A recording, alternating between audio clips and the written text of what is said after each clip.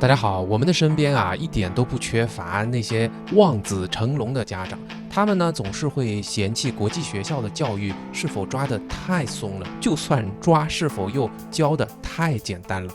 今天这一集，我希望呢能够一方面带您走进国际学校现场，同时呢也跟我们一起探讨和思考为什么国际学校要去排演这样艺术类的音乐剧。希望呢对您了解国际学校的教育方式有所启示或者有些帮助，那我们就很开心了。事情是这样的，我儿子 Wilson 他所就读的国际学校，经过一个学期、多个年级、老师和学生的大量时间的排练，最终呢把家长邀请到学校来观摩他们的这一出音乐剧。以下这段是我儿子 Wilson 领唱的，请允许我王婆卖瓜自卖自夸，我们听一下。你看，我又一次几乎落泪。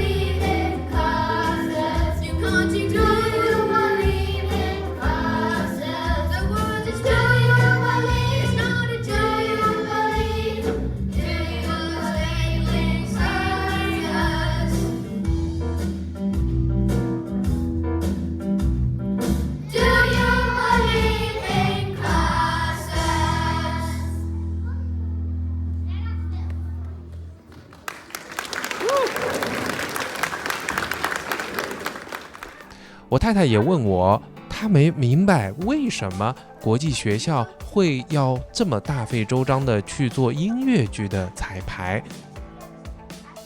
表演的意义是什么？我们国内的学校从来没有表演吗？也有，是那种集体舞、节体舞。对，也会有表演的。我们的表演是那种集体的形式，目标是呈现出一种整齐划一嘛，是阅兵仪式一样，更加展现的是一种集体，像集体舞啊。然后那个运动会啊这种，当然有时候彰显体育精神，就是说高考是不考的，并不是学术上的要求。小学部所有的同学们都做来了，还有中学部的同学们也来了，是，这是很奢侈啊！这些都不去上课吗？都不去学数理化吗？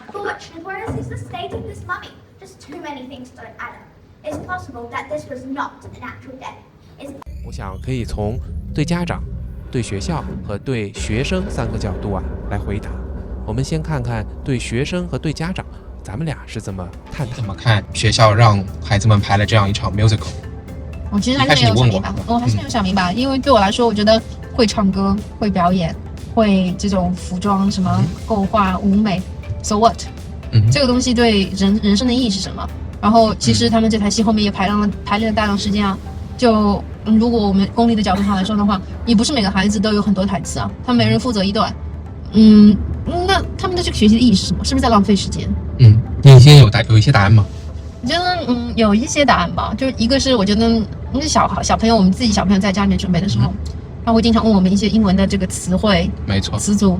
然后我以前不知道他是在问我什么，但是今天听了它里面的这些台词，什么 He's the best without dispute， 像这种东西的话，他就是在思考。说明他在听别人的台词的过程当中，他在学习嘛。第二个就是我们家这个比较羞涩的，平时不愿意，虽然他喜欢唱歌，也唱得很好，但是他不愿意在大庭广众做独唱。那今天他能够唱出来，而且非常好，我觉得非常坦然。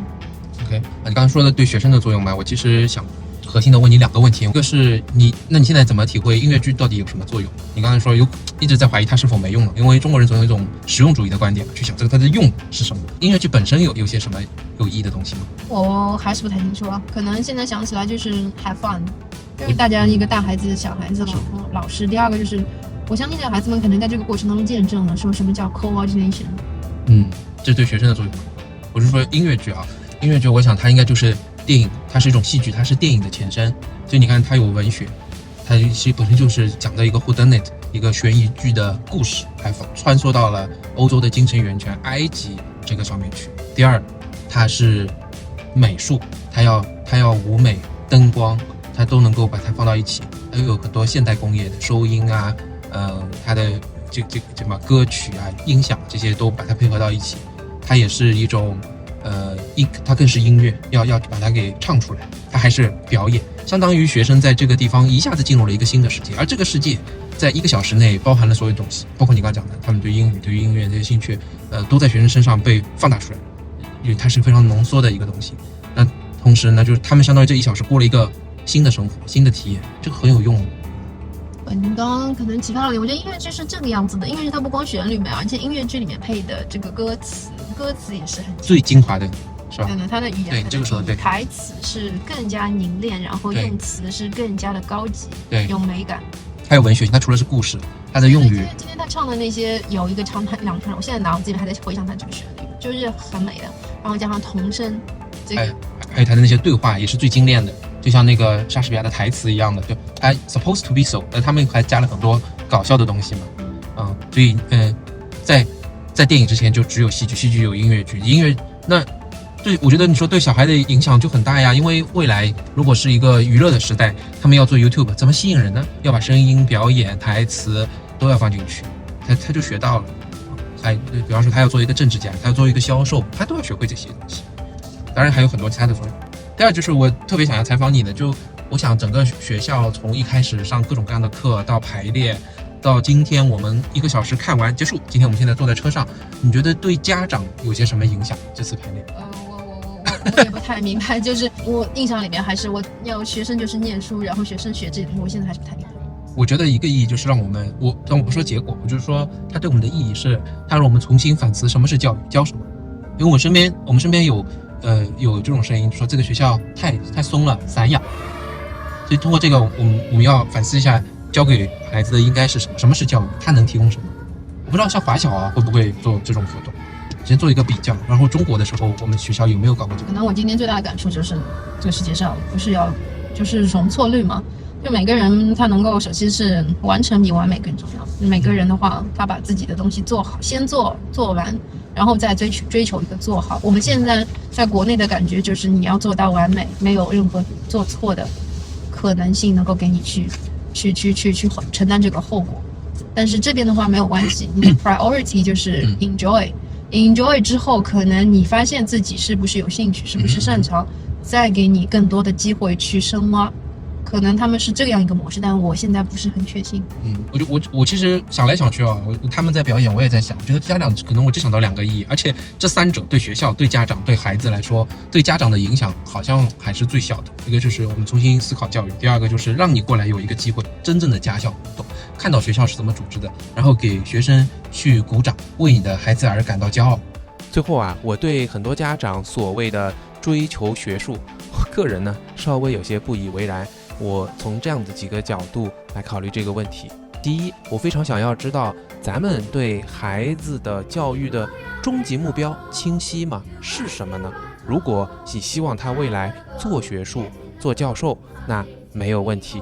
对我们而言，我们是希望 Wilson 他变成一个快乐的、有趣的，并且呢能尽快对自己负责任的人。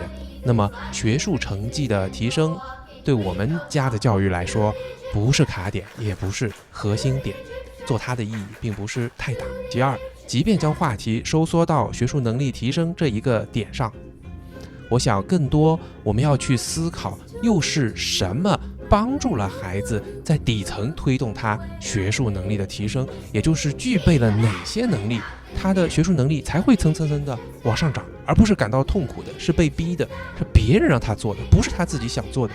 那是否就是类似音乐剧这样活动中所呈现出来的模仿、团队协作、承担责任，能够去承担风险呢？最后千万不要小瞧像艺术、体育这样的一些活动，他们也是一种学习呀，更是一种综合学习。而且他们的难度是否要比刷题做练习要难上许多呢？这是我的一些思考。如果您有您的看法，非常欢迎在下边留言，咱们互动起来。大马生活家。好，朋友们，说好的彩蛋来了，3个细节。第一，我们刚进入到会场的时候，发现座位前面几排都贴着白纸，我们内心天然觉得，这应该是留给领导的吧？上前一看，嘿，其实是专门留给咱们5年级的学生家长的，家长坐前排，还妥妥的给你留着，心里感觉倍儿爽。第二，校长结束以后，言简意赅的恭贺了每一位学生和老师，还给他们准备了礼物。